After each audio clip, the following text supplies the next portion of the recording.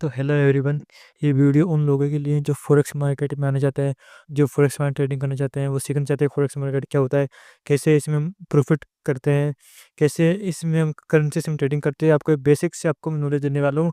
अगर आप forex market जानते हो तो इस वीडियो को आप स्किप कर सकते हैं, क्योंकि वीडियो बिल्कुल बिगिनर बेसिक नॉलेज के लिए मैं एक वीडियो बनाई जा रहा हूँ।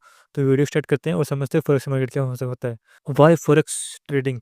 फॉरेक्स मार्केट में हम क्या करते हैं, किसी देश की जो होती है करेंसी उसके अंदर ट्रेड करते हैं कि इसमें किस प्रकार से प्रॉफिट होता है। अगर हम सस्ते में किसी करेंसी खरीदते हैं और उसको महंगे में बेचते हैं, इसी प्रकार से हम प्रॉफिट होता है। हम सबसे पहले एक एग्जाम्पल से समझते हैं इसमें कैसे क्या करेंसीज होती है। देखो, इसमें दो करेंसीज होती है। पहली होती है, जैसे मान लो अगर हम इसको एक एग्जाम्पल समझे, जैसे यूरो यूएसडी। यूरो क्या है? यूरो एक बेस करेंसी है। और यूएसडी क्या है? यूएसडी एक कोड करेंसी है। तो इसमें हम इसका मतलब ये होता है कि देखो, जो फर्स्ट वाली करेंसी होगी ना, वो जो इससे ये बड़ी करेंसी होगी। मान लो अभी जो यूरो आगे है और यूएसडी पीछे है। अगर जस्ट अगर इसे उल्टा करें, यूएसडी आगे हो जाए और यूरो पीछे हो जाए ना, तो उसका मतलब ये होगा कि इससे अभी यूरो यूरो से बड़ी यूएसडी है। तो अभी इसमें क्या है ना, अभी यूरो आगे है और यूएसडी पीछे है ना। तो जो यूएसडी है ना, ये छोटी करेंसी है, और यूरो है ना, वो बड़ी करेंसी है। तो इसलिए हम इसे बोलते हैं बेस करेंसी। जो आगे वाली होगी वो बेस करेंसी होगी, जो पीछे वाली होगी वो कोड करेंसी होगी। तो सभी एग्जांपल ऐसे हो गए। ये अभी मैंने यूरो यूएसडी का एग्जांपल लिया। जैसे गोल्ड यूएसडी का लो, चाहे बिटकॉइन यूएसडी का लो, चाहे यूरो यूएसडी लो, चाहे जेबीपी यूएसडी लो, इस प्रकार से सभी के पेयर्स होते हैं। इसे हमें एक पेयर्स बोलते हैं। पेयर्स के अंदर से हम ट्रेडिंग करते हैं। फॉरेक्स मार्केट में दो करेंसी होती है, दो करेंसी के पेयर बनते हैं। इसी प्रकार से पेयर होते हैं सभी। तो आपको मैं एग्जांपल से समझता हूँ, जैसे हमें इसमें प्रॉफिट कैसे होता है। जैसे कि हमें प्रॉफिट कैसे होगा, प्रॉफिट्स के लिए हम क्या करते हैं कि मान लो अभी जो करेंसी है ना, ये करेंसी देखो, अभी जो हम एग्जांपल से समझते हैं, ये करेंसी क्या है, अभी यूरो यूएसडी प्राइस चल रही है 1.2.20 करेंसी प्राइस चल रही है। ठीक है ना?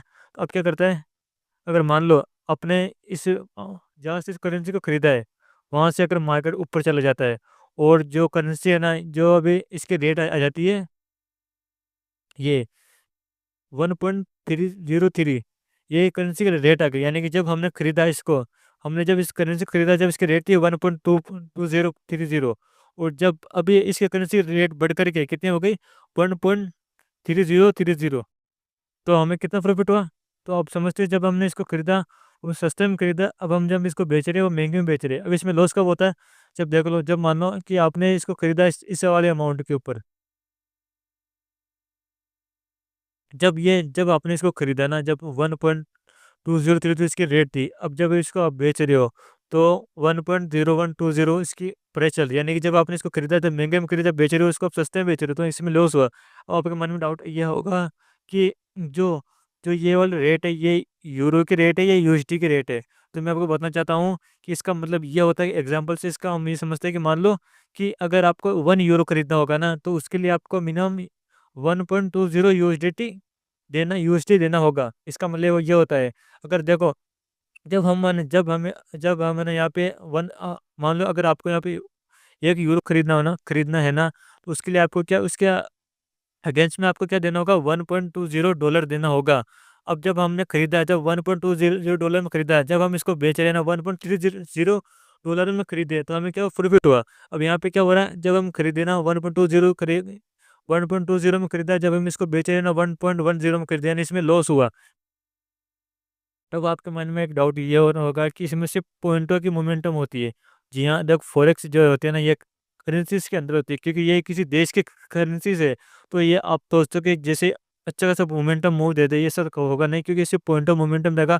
पर इनके पॉइंट ऑफ मोमेंटम इसका इसकी जो इसका प्रॉफिट की कैलकुलेशन होती है वो पिप्स के अंदर होती है। वो हम आगे समझेंगे क्या पिप्स होता है, कैसे हम इसको कैलकुलेशन करते हैं।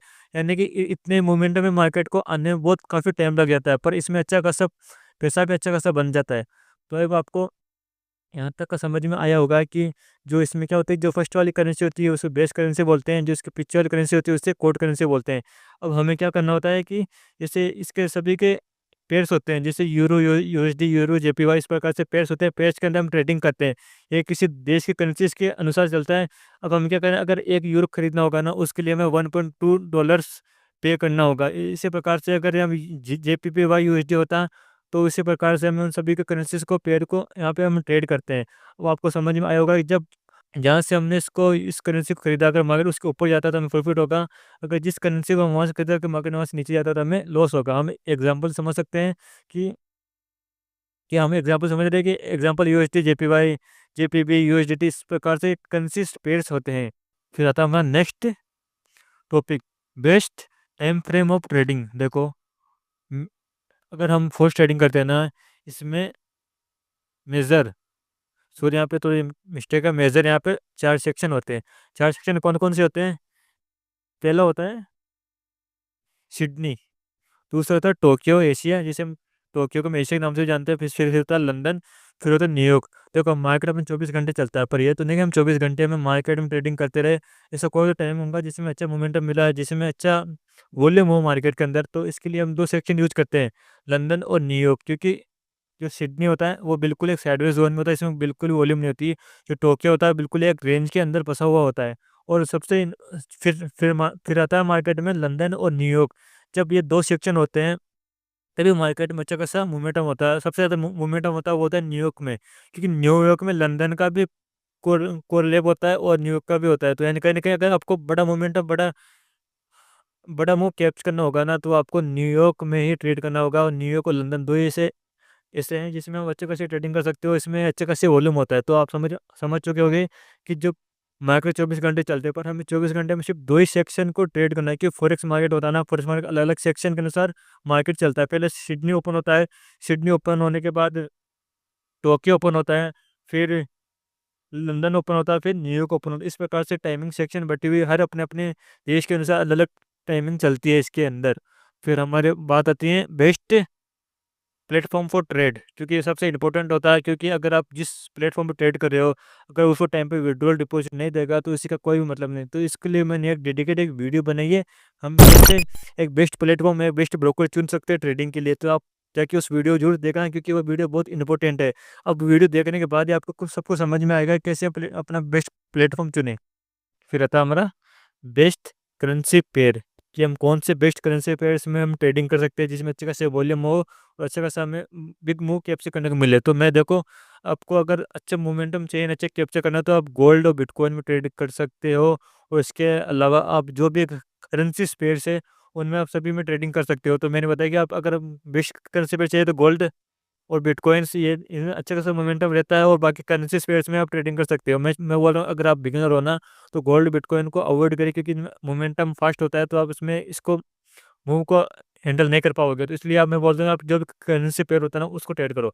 अब एक आपके लिए एक इम्पोर्टेंट बात है कि आप जितने भी करेंसी पेयर्स हैं उन सभी में ट्रेड मत करिएगा। जैसे जैसे कि आप गोल्ड में ट्रेड कर रहे हो और बिटकॉइन में ट्रेड कर रहे हो, बाकी अदर करेंसी सभी में ट्रेड कर रहे हो, तो मैं आपको एक सजेशन दूंगा कि अगर आप बिगिनर हो ना, सिर्फ सिर्फ आप एक ही करेंसी के पकड़ के रखो। एक ही करेंसी पकड़ के रखो ना, तो आपको समझ में आएगा मार्केट के अंदर कि अगर मान लो कि आप गोल्ड का एग्जांपल ले, अगर गोल्ड यहाँ से ऊपर जा रहा है, अगर गोल्ड यहाँ से ऊपर जा रहा है ना, तो यहाँ से गोल्ड ऊपर क्यों गया? आपको इसके पीछे का नॉलेज होगी कि अगर मार्केट गोल्ड ऊपर गया तो यहाँ से ऊपर क्यों गया। अगर गोल्ड यहाँ से नीचे आता है,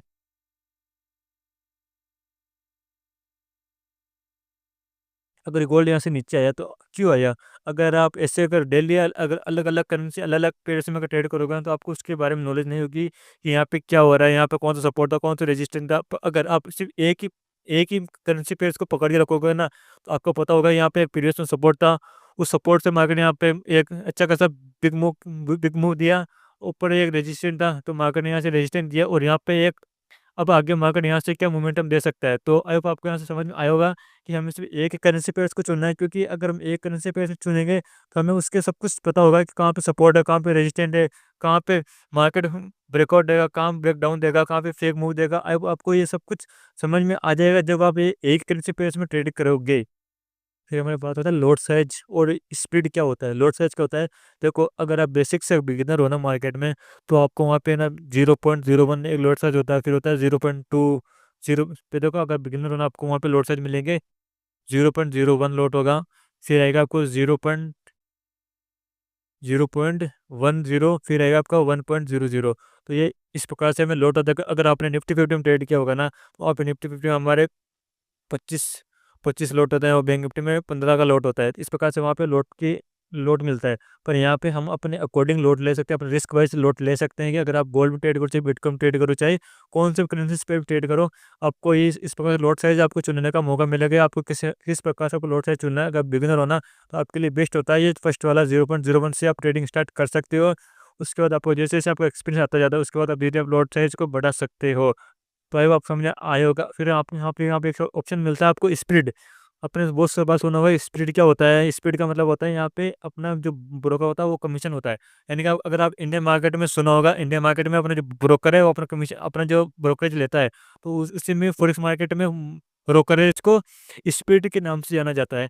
तो आप देखना है कि जब भी आप कोई भी करेंसी पेज में ट्रेड करोगे ना, वहाँ पे दो करेंसी पेज के बीच में बिल्कुल छोटा सा एक गैप होगा, आपको देखने को मिलेगा। आपको मैं एक एग्जांपल से दिखा रहा हूँ अभी जैसे कैसे होता है वो एक, ठीक अभी इसमें क्योंकि ये ट्रेडिंग व्यू का चार्ट है, इसमें आपको शो नहीं होगा। जब भी आपको अपना जो ब्रोकर लोगे ना, जिस ब्रोकर में ट्रेडिंग करोगे ना, तो वहाँ पर आपको साफ साफ शो होगा। जैसे भी कोई जो दो करेंसी पेज होगा ना, उससे आपको दो लाइन चलती हुई रहेगी। जो दोनों बीच का गैप होगा ना, वो उसे स्पीड बोलते हैं। स्पीड यानी जो ब्रोकर होता है उसका वो कमीशन होता है, उसका वो ब्रोकरेज होता है ब्रोकर का। तो ये आपको दोनों चीज़ें समझ में आ चुकी होगी। अब मेन बात होती है कि हम फॉरेक्स मार्केट में ट्रेडिंग क्यों करें, क्या इसके बेनिफिट्स हैं, क्या हमें ये सब कुछ करना चाहिए या नहीं करना चाहिए। तो इसके लिए हम एक एग्जांपल समझते हैं। देखो फॉरेक्स मार्केट मार्केट आपके लिए बेस्ट क्यों है, क्यों आपको ये सब कुछ करना चाहिए। देखो मैं बताना चाहता हूँ फॉरेक्स मार्केट बेनिफिट क्या है। ये मार्केट 24 घंटे के लिए मार्केट ओपन रहता है, यानी कि आप इसको 24 घंटे के लिए ट्रेडिंग कर सकते हो। देखो फॉरेक्स मार्केट क्यों हमारे लिए बेस्ट हो सकता है। देखो फॉरेक्स मार्केट में क्यों, ये मार्केट अपने 24 घंटे के लिए मार्केट चलता है। यानी कि अगर आप बिटकॉइन में ट्रेड करोगे तो वो उसकी कोई भी एक्सपायरी या कोई भी ऑफ होता नहीं है। अगर आप फॉरेक्स में ट्रेडिंग, अच्छा अगर आप गोल्ड में या इनमें ट्रेड करते हो, तो आपको सैटरडे और संडे मार्केट ऑफ मिलेगा। भाई 24 घंटे मार्केट ओपन रहेगा। बिटकॉइन में ट्रेड करोगे तो उसके कोई हॉलीडे होता नहीं है। लेवरेज क्या है, अब लेवरेज की बात करें, इसमें सबसे बड़ा एक यही फ़ायदा है लेवरेज का। 1:1 हज़ार तक का लेवरेज मिलता है। अगर हम अपने स्टॉक मार्केट की बात करें, उसमें 1:30 का है, 20 का, इस प्रकार तक का है मतलब लेवरेज।